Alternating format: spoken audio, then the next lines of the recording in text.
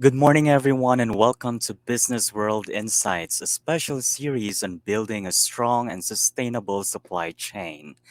My name is RJ Balinbin, and I'll be your host and moderator for today's session on how businesses can ensure that as digitalization expands across the world, so do cyber dangers, and cybersecurity is a priority and needs to be constantly reinforced. Supply chains are crucial in bringing products from the source to consumers, and their importance was highlighted during the pandemic. As global supply chains stabilize, the need for it to be more resilient and sustainable has also emerged. Supply chains are the biggest contributor to the climate change problem, with 50% of global emissions found by a World Economic Forum analysis to be generated by supply chains of industries such as food, construction, fashion, electronics, and automotive, among others. At the same time, supply chains are seen to hold over 5 times more carbon intensity than the rest of the business. Nonetheless, these challenges supply chains face give them opportunity to emerge better in this new normal. As professional services company Accenture shared, supply chains should proactively strive towards net zero targets, as well as embrace the principles of circular economy.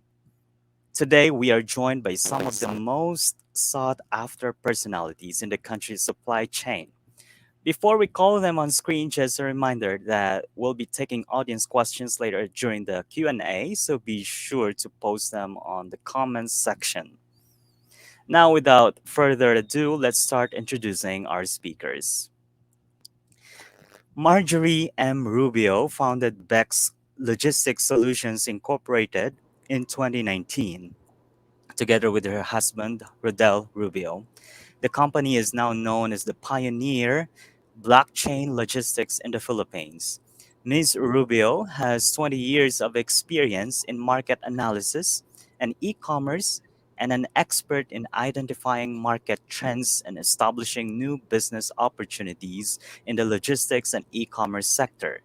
She has a rich experience in business process outsourcing, customer support, training and development, backroom support, and real estate sales, among others. Everyone, please join me in welcoming Ms. Marjorie M. Rubio. Marjorie, you have the screen. Good morning. Hello, good morning. I'm glad to be here. Yes, hi. I just wanted to thank Business World for having me today. Thank you so much for this wonderful opportunity to share to everyone how we can build and maintain a strong, sustainable supply chain. I'd like to start with with introducing because I wanted to mainly have our audience understand what sustainability is all about, or having a sustainable supply chain or resilience in terms of the supply chain industry. As part of our discussion for today, I just wanted everyone to understand having resilience in supply chain is being adaptive to anything that will be, let's say for example, if there will be any unexpected events, or if the market or the supply chain industry is able to respond to disruptors, also recover them and maintain this continuity of operations at a certain level of connectedness and control over structure and function. As far as I can remember, we did a lot of research prior to the or post pandemic researches that we have done, and we've noticed that because of the disruptions that we have experienced, there were also a lot of bottlenecks that has been encountered in the supply chain industry. Next slide, please.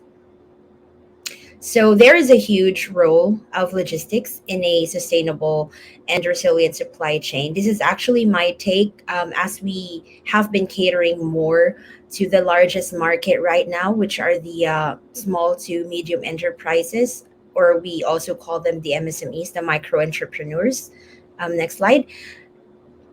I'd like to show this diagram that I have prepared today as one of my takes the supply chain right now, of what's happening in the supply chain on the grounds of the MSMEs. So as you can see on the model that we have right now, this is how we have looked into the Filipino landscape, the Philippine landscape for micro entrepreneurs. And there's a lot of players right now, or contributors, on how this supply chain, on the supply chain industry. And we want to be part. The logistics industry is also one of the major drivers on how this resilient infrastructure is going to happen. So this will also be part of our discussion later. We want to share that one of the biggest trends that we're looking at right now is for larger entities, or larger businesses would be the ones to support the smaller or the micro entrepreneurs in order to sustain this supply chain. So on the other diagram, on the far right, you can see in here that a collaboration between large enterprises and small enterprises is going to be crucial in building a resilient supply chain. All right, interesting point on collaboration. We'll have that later, Miss Rubio. Now let's proceed to our second speaker. Charlie P. Villaseñor is the chairman of the board of the Procurement and Supply Institute of Asia, or PASHA, and chief executive officer of the Transprocure Corporation and PASHA Shared Services Corp. He is known as a supply chain, procurement, and logistics management icon in Asia for his advancement of ethics, excellence, and enablement in the supply management field. He has various professional certifications related to integrated supply chain and management, logistics, transportation, and distribution. Please welcome Mr. Charlie P. Villaseñor. Charlie, thank you for joining us. Good morning. Good morning, Marjorie, and good morning, Business World team. It's good to be here. If I could get my assistant to just raise my PowerPoint. I just came from the US and I attended a supply chain conference. And there's a lot of things really coming along the way in the area of supply chain. So let me actually start off by telling the audience what supply chain is really all about. I still find it very common and frequent that supply chain is seen as transportation or logistics. But I wanted to make a correction here, or an addition here, that supply chain is basically a top agenda of many countries and companies. When we call ourselves supply chain, we are really referring to end-to-end flow. And that flow takes around planning, sourcing, manufacturing, delivery, and return. And in supply chain, we should understand that we are actually juggling three important balls here that are very sensitive not to drop. One is the physical flow of the goods. Second is the information flow. That rebounds over what we mean to actually how we manage the cash flow of the organization. To make it simpler, we call supply chain as plan, source, move. But there are actually three things that we actually manage in the supply chain. And the primary thing that we manage in supply chain is risk, and followed through by creating the right value for the customers and to the value chain, and also managing the cost side of the business. In today's world, a lot of pressure is put on supply chain. So many of the supply chain professionals are making sure that the criteria on supply chain really exists on what we call the AXIR model, wherein assurance of supply is very important, the quality, the service, the cost, and also the innovation and regulatory compliance and sustainability, as we will actually discuss later on. Next slide, please. So we see a lot of challenges, and the foremost that I actually see here that's putting a lot of pressure to many nations and many enterprises is really unpredictability and uncertainty.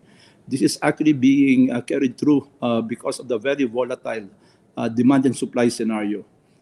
Inflation is very high across different industries and across nations and geographies. And there is actually a lot of financial problems. If you will think about it, many companies are dependent in improving their three important financial statements, which is the balance sheet, the income statement, and the cash flow, all of that is actually manifested and performed with the results of how they actually execute supply chain. So transportation bottlenecks are getting to be there, the issue in China. But more importantly, we get to see that a lot of people are not well adapted in terms of capacity development. There's a lot of courses in the Philippines or elsewhere.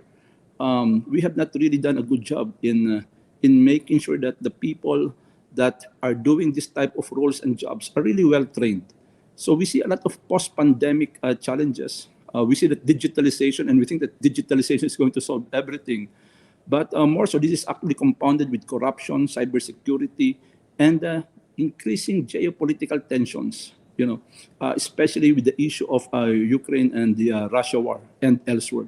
So this is putting tremendous. The situation is currently very brittle, and I don't have a very positive scenario, just to say and to be very frank and candid about this, because challenges persist.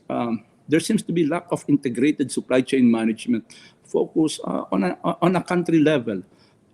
We always say that we hope things will change, but we cannot hope. We need to orchestrate, we need to plan, we need to source, we need to move, we need to make things happen. We actually need to see the the shift in customer preferences. There's simply a lack of supply chain visibility and unpredictable landscape. This is putting a lot of the bullwhip effect, as we call in supply chain. The bullwhip effect refers to the effect of chaosness along the supply chain if things are not known to the drivers of supply chain. The rising complexity is always increasing. We are fragmented. We are getting a lot of pressure along this particular area.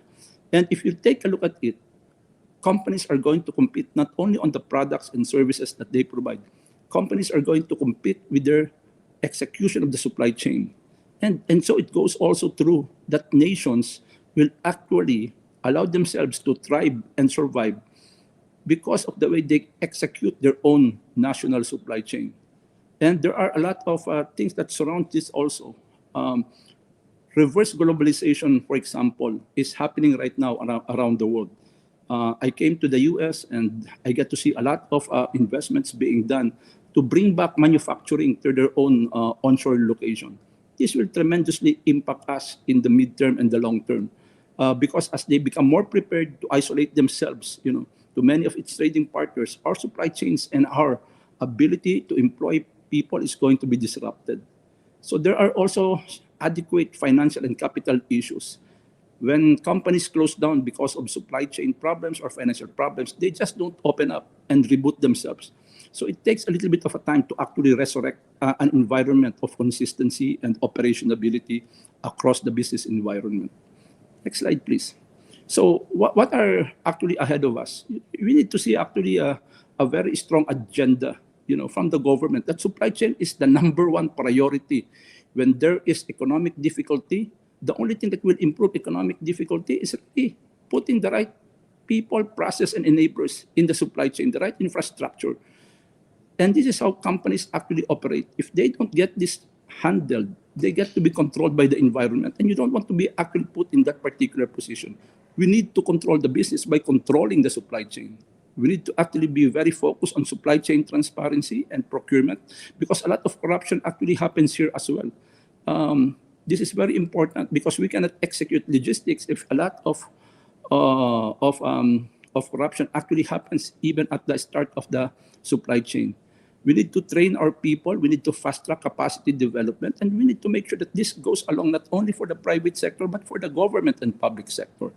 So rapid adoption and deployment of supply chain digitalization.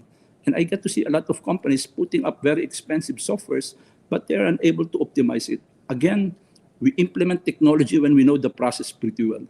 And of course, at the end of the day, it's really the bottom line. Many companies doesn't know that they have weak balance sheets, and they could disappear quickly without them knowing it. So we need to ensure that these MSMEs are well taken care of and gets a good proportion of the business and gets proper timing of payment from their corporate buyers.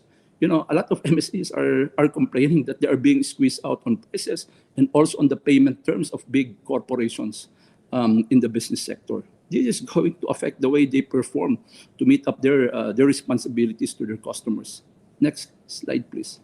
So all I can say is like we need to continuously train, enhance all of this. And in PASIA, we try to make sure that we promote a good level of learning, education, and we need to make sure that we are centered in the improvements in our supply chain. And we do this by allowing ourselves to adapt what are the best practices, how do we transfer it to the company, and how do we actually help evolve the country to respond, to elevate, and to fortify their supply chain undertakings. Thank you for giving me this opportunity to give that short synopsis. Well, thank you, Mr. Charlie. Those are a lot of important points already. So now it's time for our Q&A. May I invite our panelists back on screen for the discussion? So I'd like to keep this portion of our session free flowing, so please feel free to jump in at any point with any comments you might have. So Charlie and Marjorie, my first question has been answered, but we want to have more from you. What factors? I think we can start with Miss Marjorie. What factors do you think are crucial in making our local supply chains more resilient and more sustainable? So RJ, I'd like to put a note, highlight on Sir Charlie's, note earlier, no, in regards with the MSMEs, because he's absolutely correct. Right now, the main players of the on the supply chain, the ones who really need our support and help, are the micro entrepreneurs. So, as far as we are concerned, what we have noticed is that the decision right now is composed of four major considerations. This is how the micro entrepreneurs look at it for the local supply chain. That is when to buy or when to purchase the supplies, how much would it be, how many, and where to buy it. So all of this decision to buy, it triggers the dynamics of the entire supply chain, and mostly, as we all know, Filipino SMEs usually caters with two types of suppliers, and that is one of the local ones, and the other one is for the foreign suppliers. Now, I believe that these factors will be highly affected if there will be no collaboration in the entire like for example, if there will be no collaboration between the suppliers themselves and the consumers.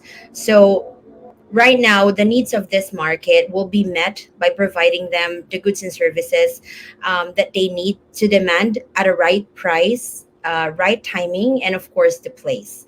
So to make sure that all the products that will be distributed and will be aligned must be affordable and align with the needs of their current demands.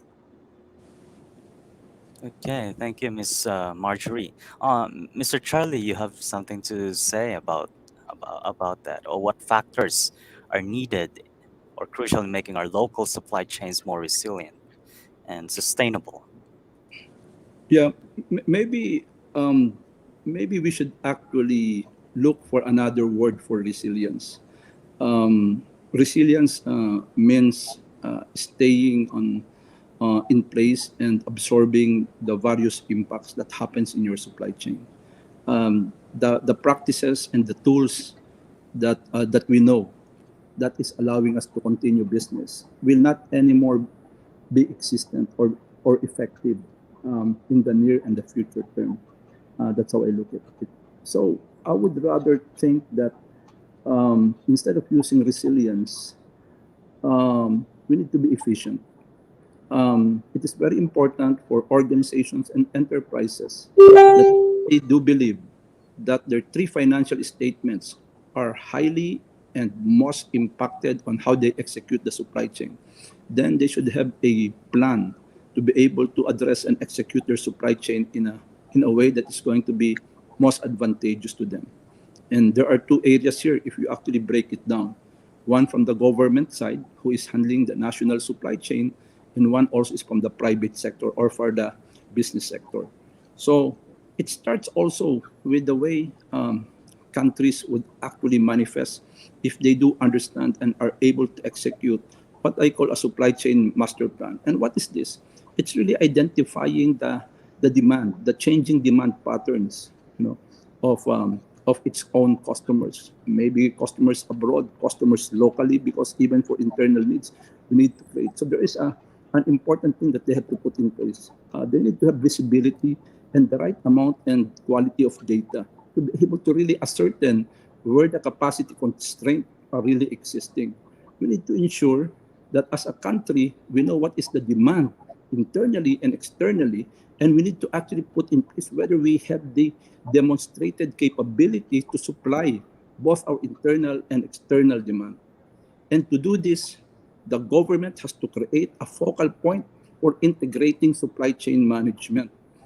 Gone are the days that we're just looking at transportation. Gone are the days that we're looking on one sector only because we are all tied in together. If you look at the world is being measured with what we call the logistics performance index. And we are far below in the ranking. We need to take this up to the several notches to be credible enough that it's good to actually do business in the Philippines and we are able to sustain ourselves and survive the crisis that is ahead of us. Crisis will happen because of the looming recession. And I wonder why people in government and private sector are not being so proactive in doing this. Okay? So from an enterprise and a business sector perspective, they need to plan, they need to source, and they need to optimize and unblock their own logistics. Future proofing is the way forward because when you say things are improving, I don't have a basis to say that things are improving. Nothing is improving at the horizon. In fact, it is more crisis from crisis to crisis to crisis that is actually along the horizon of many of us. So we need to be efficient. That's game number one, both at the national level and from an enterprise level. Okay, thank you, Mr. Charlie. And I think Mr. Charlie has already given us a general overview of the bottlenecks, challenges the supply chains are really facing today. But we would like to hear more about your specific experiences on the ground. Like in the Philippine context, what do you see are the challenges really? Bottlenecks of our supply chains, meaning dealing with the PPA, with the marina and all other government agencies. Can you tell us stories of bad or good experiences that we need to improve on your end, specifically for your companies? How have your teams dealt with them, those challenges? Can you share Um, some? yeah, as we are doing Yes, sir. this uh, this event right now, and a lot of people are listening to us. Parallel to the next room is the meeting with the United Port Users Confederation, where I am actually aboard, and we are actually seeing a lot of problems from trackings to freight availability, to customs, to port operations, and all of those challenges are existent. So we're trying our best as a as an organization to find collaboration across the different players. The problem there is like there's nobody taking the coordinated leadership. You're talking to several parties, and most of the solutions are going to be solved if parties just collaborate across the entire gamut of the supply chain. So there are things that you can control, and these are that you cannot control. The ones that you cannot control are what we call external risk. The ones that you can control are the ones that we call internal risk. So if you need to work on the external risk, and that is very dependent on many players across which you don't have actual control. So there's a lot of industry initiatives that can be able to solve that. But one thing that companies should focus on are the things that you can control. And what are these things? It's in what we call three areas. One, it's about integrated business planning, or what we call forecasting, demand management, supply management, capacity constraints management. The customers right now are very different. So the latitude and the latency of demand changes are very frequent and volatile. And you will lose your working capital if you don't create demand sensing tools to be able to address promptly the requirements of your customers. So we call it IBP, Integrated Business Planning, or sometimes we call it Sales and Operations Planning. where we look at group of families of products or service and we break it down. Because if you miss a particular item, then you cannot create a product. If you don't have product, no revenue because there's no sales, no sales, no salaries. So the first thing or the first attack is actually to ensure that you have a proper orchestration, visibility, and handle of the demand and the supply information that needs to be put in place. The second is to be able to source properly. And sourcing doesn't mean procurement or buying. There is such thing that we call strategic sourcing, which is getting the most advantageous deals. We always say that the best way is JIT, but right now JIT won't work. Just in case, it's probably something that they should actually get to consider by balancing the cost of capital. And the third thing is you need to optimize logistics. You know, how do you actually unblock it? What are the technologies that will allow you uh, to optimize the logistics network from transportation to warehousing or delivery to your customers? These are very practical approach. So I summarize. Make sure that companies, regardless of your size or industry, you adapt to what I call integrated business planning. You do strategic sourcing, and you have to optimize your logistics execution. Thank you.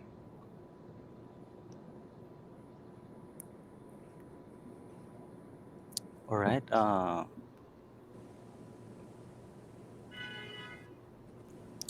Miss Rubio, you can share something.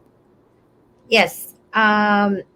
This is a very interesting topic for the bottlenecks that we are encountering right now. And coming from a grassroots experience, no, RJ, because we started the business primarily from grassroots, and we have been MSMEs ourselves. So I just wanted to, highlight this from a point of view of someone who has been experiencing, the issues and bottlenecks in the supply chain. So the first thing that I like to highlight right now, and this is more, I would say, more on the experience of the small and micro entrepreneurs, is that number one, there's a lack of capitalization. We know that this is the biggest emerging market to place, but to fulfill the demand of their growing market, there's really a limited resource for these players.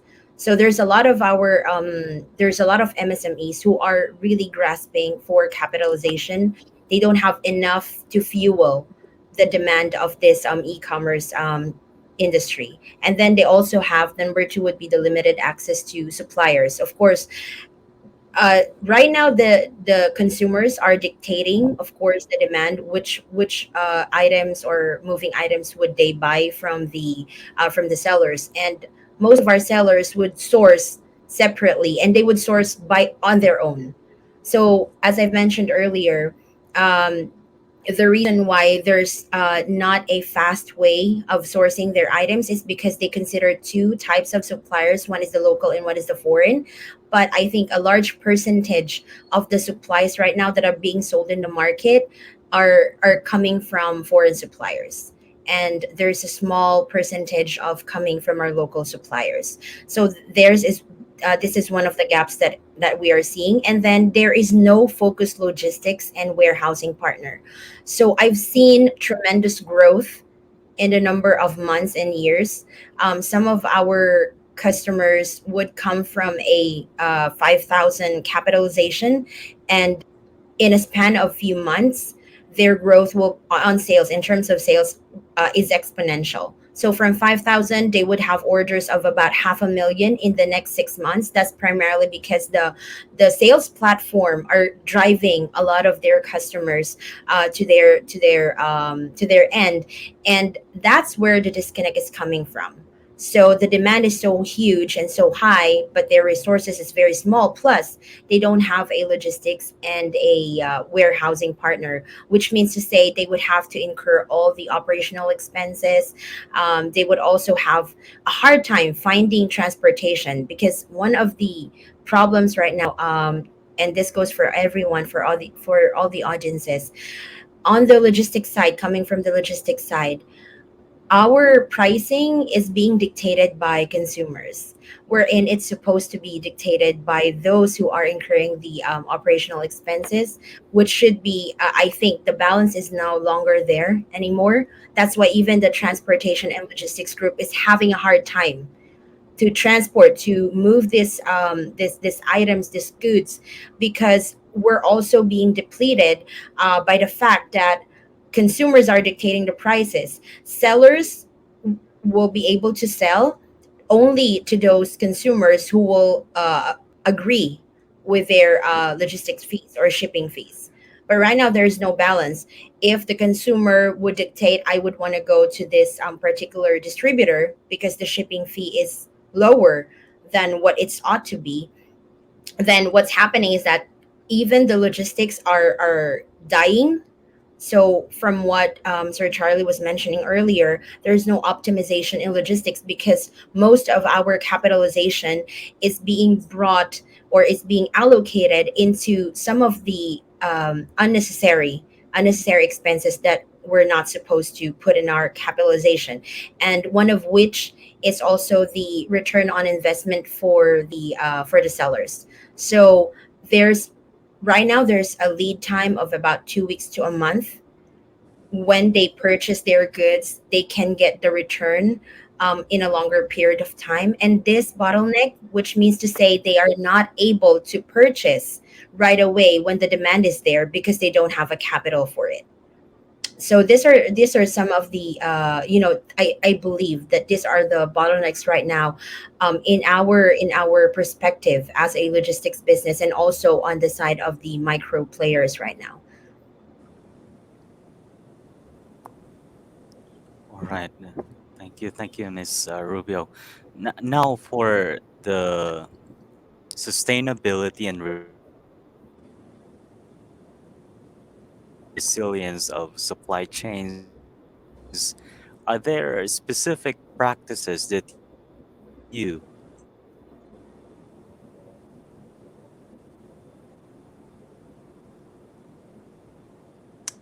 RJ, I think your internet is acting up. I can see Marjorie okay, but you're Yes, freezing up. same here. Yeah.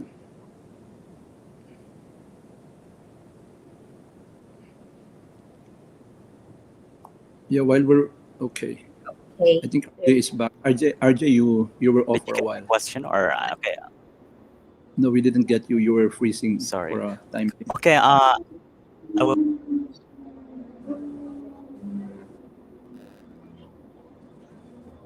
Okay. Is this good Yeah, now? yeah, Yeah. yeah. I think you're back. Yeah, All right. Sorry for that. So for no the worries. companies, the organizations that you represent, are there specific practices that you now practice or implement to strengthen sustainability and resilience of your supply chains where you're involved? Can Yeah. you Yeah. share some of those practices that you're already implementing? Okay. Do you want to go first, or Charlie? Yeah. Go Marjorie. Ladies Okay, first. okay. Ladies first. Okay. So, yes, we have a lot of practices that we have been doing to implement our efforts to build resiliency and sustainability, or to be efficient. I like what Sir Charlie said earlier. I think first, before building any resiliency, making it resilient, we have to be efficient, and in a sense. So, number one is that we are doing an integration of supply management systems.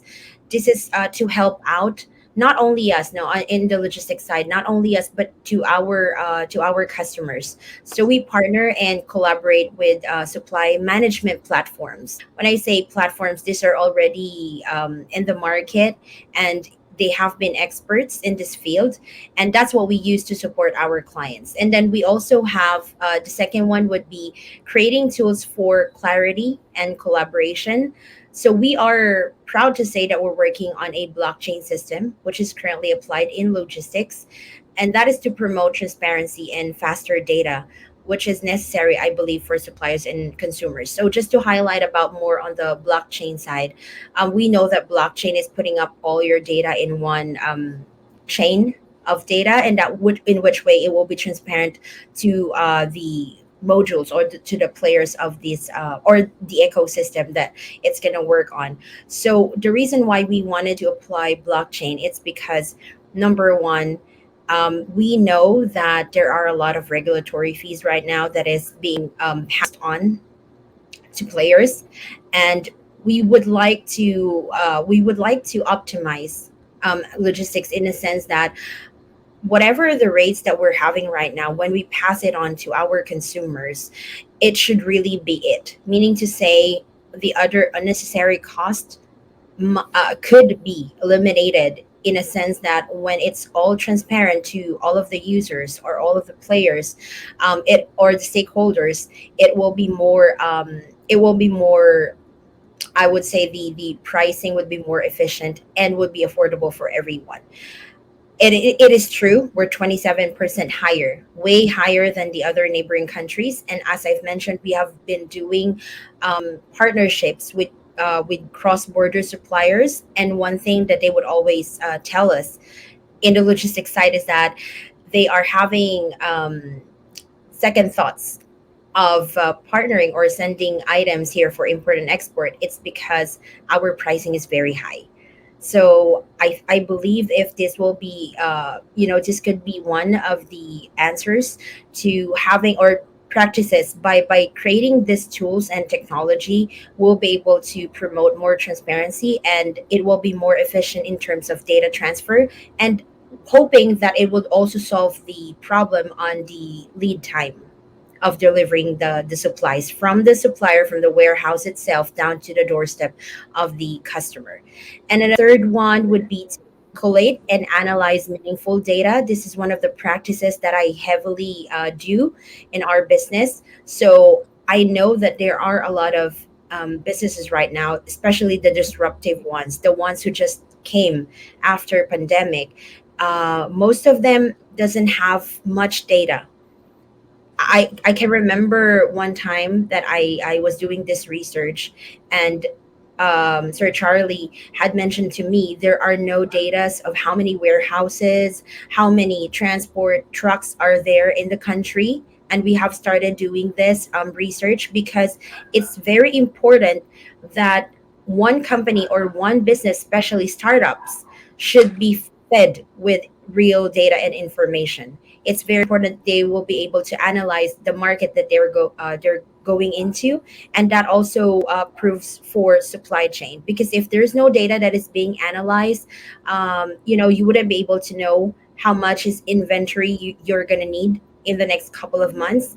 And that's where the scarcity of goods is happening. I mean, if you don't have anything to refer to, it's impossible that you can project or do a forecast. So we are going heavily by introducing market research to our customers.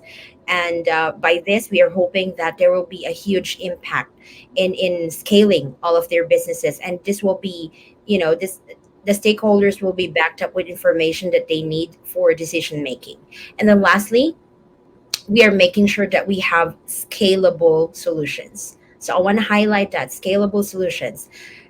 Going back to the diagram that I've shown earlier, the sellers right now, the people who are very much in the grassroots and who has been trying their best to grow and scale their businesses, are not backed up with anything.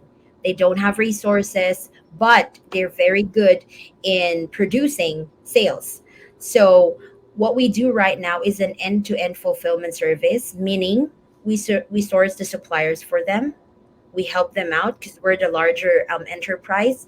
We provide them with accredited suppliers wherein they can source their products. From there, we coordinate with the suppliers and do their transport logistics. So we transport it, and then we also warehouse the items for there. So there's what we call drop shipping. This is very efficient in terms of scaling the micro entrepreneurs businesses. Why? Because they don't do the warehousing, they don't do the supplier sourcing, we do it for them. And then we also do their inventory, we also do their pick and package. So meaning to say, everything that they need in order to fulfill their customers demand, we provide to them. So, and lastly, on the scaling side, we also have this company that we built. It's also part of Bex Worldwide. Is the We also share them with market research. So, for example, we have a customer who's very interested in selling out. Let's just say RTW or clothing. What we do is we provide them the overview of the market. We tell them this is one of the fast moving items. This is going to be a trend. This will be your pool of suppliers. This is how you can position yourselves. And then if they're okay with it, if they're good, if this is their heart for the business, if they want to scale, we give them packages. So right now we build your concept. Second, we grow it, and then the next one will we scale it. So we have different packages which are all focused and tailor fit for this emerging market. So we go heavy on supporting MSMEs because we all know that it's 99% of the market share right now. So I believe all the efforts of our government and private sectors should really circle around, the micro entrepreneurs, because eventually they will bring our economic back to growth again, or they will be able to sustain it. So yeah. Thank you, Miss Marjorie. Wow, that was a long list of, of practices already you're implementing there. And Mr. Charlie, yes, from your end. Well, I think companies are hard pressed and getting to be more hard pressed. And a lot of global events, as I presented, is going to trigger more challenges. And it's good that an example that Marjorie gave. They're trying to facilitate. They're trying to help. Its customers through a shared services model. They're trying to put together the requirements of their scale that they could actually take value. And I think we will have to see more of that. And for some other companies, just like us, we also have our own supply chain. Even if you're a services company have their own supply chain. So um, in both facets, either manufacturing or services industry, they really have to look into the consumption patterns or the consumption signals. Because if you don't watch this very closely on a real time basis, you may be overproducing or underproducing, and any mistake along a particular level cost you um, working capital or Yeah. even loss of customers. So the more you do this properly, you are able to respond more appropriately to customer demands and fulfillment. But then you have to also look into your own supply chain, because you have your first tier suppliers, but even these first tier suppliers have their own suppliers. So you have to sense whether they could sustain helping you provide these items. Because if you cannot provide these services because one is missing, then there's no sales. Again, no sales, no revenue. No revenue, no salary. And you start laying off people as your easiest way out, right? You cut on expenses. And, in supply chain, we are all interrelated. We are not isolated. So we really have to brace up properly. And there is no magic formula. The magic formula is known to us as management experts. No? We need to look at three things. We need to build and train our people so that the people will be able to do the right thing for our company, especially in supply chain.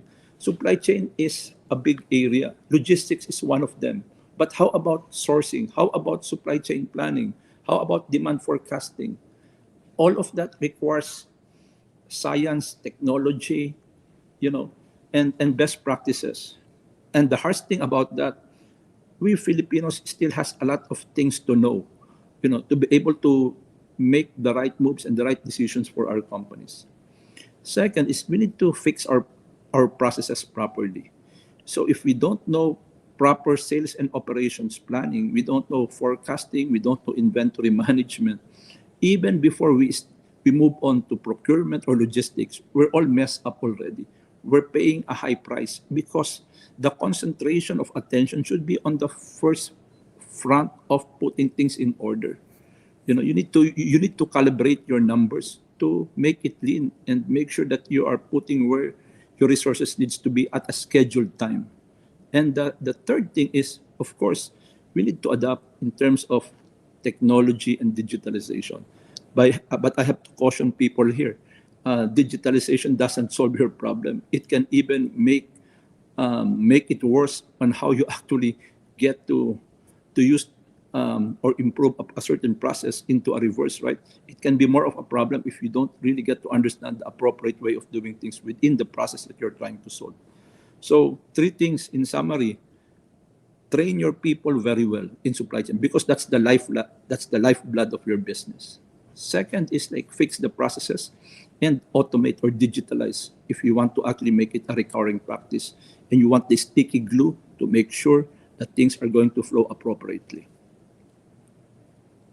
All right. Now that leads to my next question, which is on technologies. And Miss Marjorie has mentioned about the blockchain and then data-driven decision making. From your organization, Sir Charlie, do you have specific tools or technologies that you see are helping the supply chain become resilient and sustainable? Yeah, yeah, we're on the forefront of best practices in the supply chain. So we have supply chain planning tools. We've got source to settle electronic procurement tools. We have a marketplace. We are Uberizing tracking. For example, right now we're trying to launch a platform that will Uberize, warehouse and trucks, so that we can really be driving costs down and make things efficient for trackers. So this is quite very important. But the other phase of what we're doing right now is like we're pushing for more artificial intelligence in the supply chain, particularly robotics. And also we are actually doing IDP, intellectual data processing. All of these are part and parcel of the entire digitalization efforts that we're actually doing. But again, I put a caution. How can we digitalize a lot of these things when the process is still unknown to the Correct. to the people who are doing this? It's like getting into a fire hose hydrant, trying to get all of the water that you cannot even drink a cup of it, type of thing. So I've seen a lot of companies who have bought a lot of expensive softwares Yeah. to, to fix their business. But then the softwares are used as a big system that doesn't really address. It's overpowering to them. Why? Yeah. Because they thought that technology is going to improve their business. They Yeah. didn't put into consideration that the real essence of putting it is understanding why it Correct. operates that way and how to actually. So they're going back and retraining their people. And Mm. especially now under the new normal, we are facing a very different scenario here. Pre-pandemic, we are up into doing more predictive analysis rather Mm. than historical analysis right now. So, so what am I saying here? Just like we are trying to certify the lawyers, you won't give your cases to an unqualified lawyer. You don't want to get into a hospital with unqualified doctors. So why will you give your most important part of the business, which is supply chain, when you have uncertified or unqualified people running that particular end? Because that's where all of the money and customer existence will matter. So I pause and say you need to intensify the approach of really capacity development of the people who are running supply chain because that's the lifeblood of any business. Because business is all about running their own supply chains. Great. Thank you. Thank you for that important point. Miss Marjorie, you have something to add.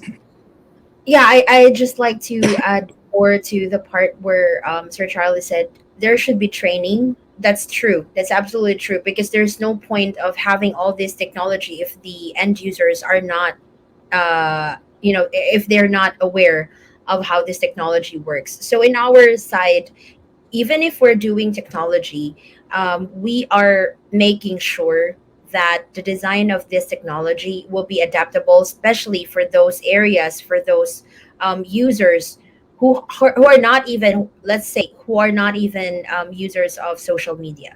So as there are some users, or there we have some players right now, customers who are not really well versed in the even in social media, as low as that, they are not able to understand how social media works, the internet. So what we're trying to do here is, instead of creating a technology just to solve this all at once, we are working on a continuous and progressive technology, and we are considering highly of making sure that our modules, our users are well versed, or they are at least trained to understand how this would work. So hand in hand, the reason why we built another company in order to support training, consultancy, because we want to introduce it to them even before the technology will be ready to launch in the market. So I believe that having tools is very important for us on the enterprise level. It's important that we use such softwares that will be able to give us forecast, even profit projections, or even the inventory cost and all. But for the side of the end users, it's also important that we consider this huge number of our country that are not even able to understand what the technology is all about. So using the tools will be helpful, but again, building a community which is able to understand how all this would correlate with each other is much important. So I also believe that government agencies should be able to create more campaigns and trainings for our entrepreneurs, our budding entrepreneurs. Um, more of this campaign should be focused on them understanding how to use data, and how to understand it, and then apply it in your business, and then technology will follow. Okay, thank you, Miss Marjorie. Now, this is my last question. I think we go global now. Collaboration with global partners are seen to be crucial in building real time resilience. In what areas, sir and ma'am, can companies seek to collaborate in global supply chains to further strengthen their, the supply chain? Yeah, maybe I'll take that. We have to watch how economies and nations are behaving right now. Um, our country and our neighbors in the region have benefited a lot about globalization, but the scenario is totally different right now. When I was in the US a few weeks ago, like a week ago, what I heard there was nothing but they wanted to onshore a lot of the manufacturing that they have actually offshored. So this is really cutting the the cord that ties us together. And as I've said, nationalism is never a positive force for peace and order. So I'm really scared about this. You've seen this when the vaccines were made available. We did not get it. We did not get it immediately, right? We got it when they have exhausted onto their needs. They hold it for a while until they had surplus, then they gave it to us. That's how things are going to behave, even in commodities and raw materials. You know, so when that is the case, I think we have to strive more for really getting a level of true partnership. When I say true partnership, I define it as really getting both of them benefited on a mutual basis. It's more of like alliancing, you know. So supply chains will have to diversify in itself. It will have and it will tend to look for appropriate partners that will integrate with it. But to be able to survive, you know, the new economy or the new normal, um, we would uh, we would emphasize more things like supply relationship management or customer relationship management. Most of the customers will be tightly integrated with their own business partners like the suppliers. Uh, it will come to pass that we are only looking into the prices that we are actually negotiating with. We are looking at the total cost of ownership. What the true picture of the alliance, and and that behavior will, and that situation will require a very different behavior, from very tactical way of handling the relationship to a more strategic way, because the ones who's going to become winners under the new environment that we are actually operating in are the ones who can really execute a real true supply integration in the most partnered and in the most collaborative way. So when you look into that, we need to see professionals who are going to be trained to look into that particular dimension. Again, it's really making sure that the people knows how to handle these types of relationship, because most often it also fails because of poor handling and poor execution. Thank you. Thank you very much for highlighting collaboration and training, sir. And Miss Marjorie, yes. Yes. For when we say collaboration with global partners, I believe that it will be effective to collaborate with global partners if we are on a common ground. So I believe the most common ground right now is for the ESG side, environmental, social, and governance. There's also a study that most of the companies who will flourish in the next coming years are those who are highly driven with ESG. So if we collaborate, we ought to collaborate globally. We should also consider this kind of. It's the same with circular economy, right? So when we say circular, there's sharing, refurbishing. There's a cycle that we follow because it's a more holistic approach. So approaching our partners globally would best or would best fit if we look into one holistic supply chain approach that we're doing. Like in our case, when we look into our partners who are outside our country, our global partners, we look into them in a sense that can you provide us from one point up to this point. So it's a more of a holistic approach, meaning it's like a one-stop shop. That way we can align easily instead of instead of approaching our global partners or our global suppliers decentral with a decentral approach, like you get one portion of this business and one portion of this. It's hard to align. But if we look at it in this manner and considering ESG, which is would be your driver, I believe it's easier to approach them, and it will be a good alignment for both parties. In the end, it will strengthen the core of both businesses, as you will see it as in a whole, not just parts of it. All right. So now, before we end today's session, I'd like to invite our speakers to share some final words with our audience. Perhaps we can start with Mr. Charlie again. Yeah, the situation on supply chain globally, locally is very brittle, very brittle, and we really need to look into the horizon of what's going to come out with. So as I say, we need to look at the demand patterns and the consumption signals, so that we can actually respond, elevate, and fortify what we need to actually put in place. So, capacity development and training is number one that we all need to know, not only from the private sector, but from the public sector as well. We really need to fix the process based on current conditions now, because the old tools or techniques that we used to apply may not be feasible under current circumstances. And the thing is like, I highly endorse technology adoption, but make sure that you know the process before just jumping and investing your money into that particular area. And finally, my most important announcement is let's continue to talk and understand and educate ourselves in supply chain. So come November 17 and 18, we have a 2-day conference on supply chain, which is the biggest one uh, at the Marriott Hotel. So I invite people to come over and join us. Let's sit down, let's get educated, and let's network so that we could really feel the current tension and be able to learn the new practices that is actually available under our belts. Thank you very much, and hope to see you come November 17 and 18.